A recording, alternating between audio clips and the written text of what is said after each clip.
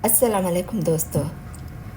नवंबर में मुझे दुबई जाने का इत्तेफाक हुआ, जहां तकरीबन 1 महीना मैंने स्टे किया।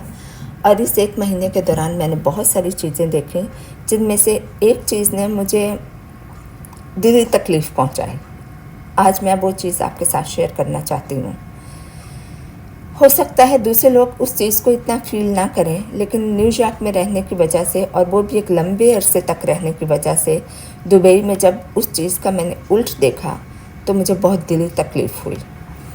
न्यूयॉर्क में चाहे कोई स्टोर का दरवाज़ा हो, किसी घर का दरवाज़ा हो, या किसी भी जगह का दरवाज़ा हो, लोग आपके लिए दरवाज़ा खोलते हैं।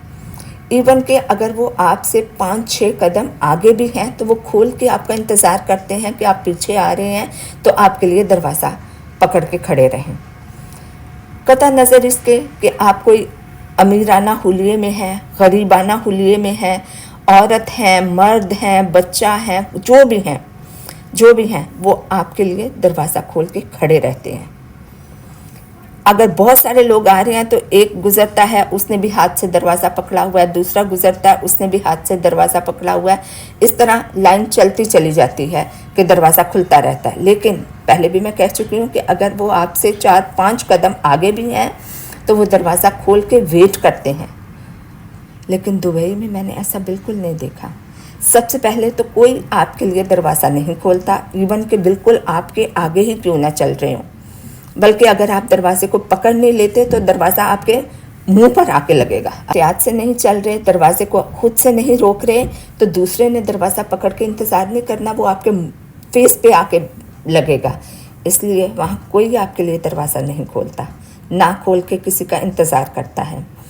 और दूसरी जो बात मुझे ज़्यादा तकलीफ़ दे लगी वो ये कि अगर आप किसी के लिए दरवाज़ा खोलते हैं, क्योंकि मैं यूज़ टू थी न्यूयॉर्क की वजह से दरवाज़ा पकड़ के खड़ा रहने की, कि दूसरों के लिए दरवाज़ा खोलना है, तो मुझे 2 तरह के एक्सपीरियंस हुए। एक ये कि अगर तो आप दरवाज़ा पकड़ के खड़े हैं या खुला रखा है आपने किसी अमीर शख्स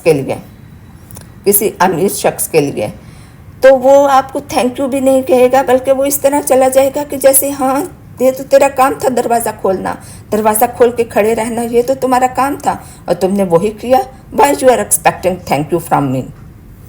तो उनका रवैया इस तरह का रूड होगा।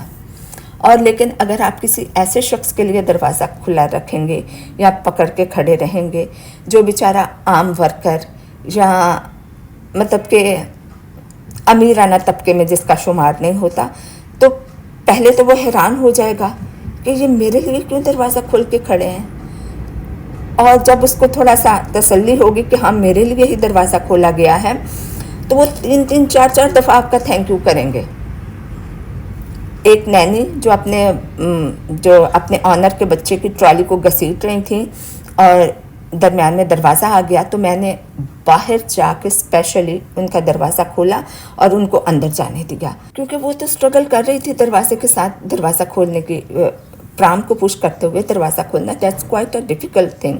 तो मैंने उसकी हेल्प कर दी।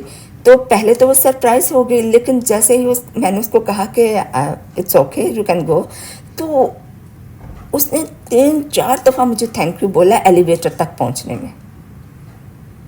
तो ये डिफरेंस देखा मैंने न्यूयॉर्क और दुबई में, कि न्यूयॉर्क में कोई भी बंदा है वो अब दूसरे के लिए दरवाज़ा ज़रूर पकड़ के खड़ा रहेगा, चाहे वो आपसे 4-5 कदम आगे ही क्यों ना हो, पकड़ के खड़ा रहेगा।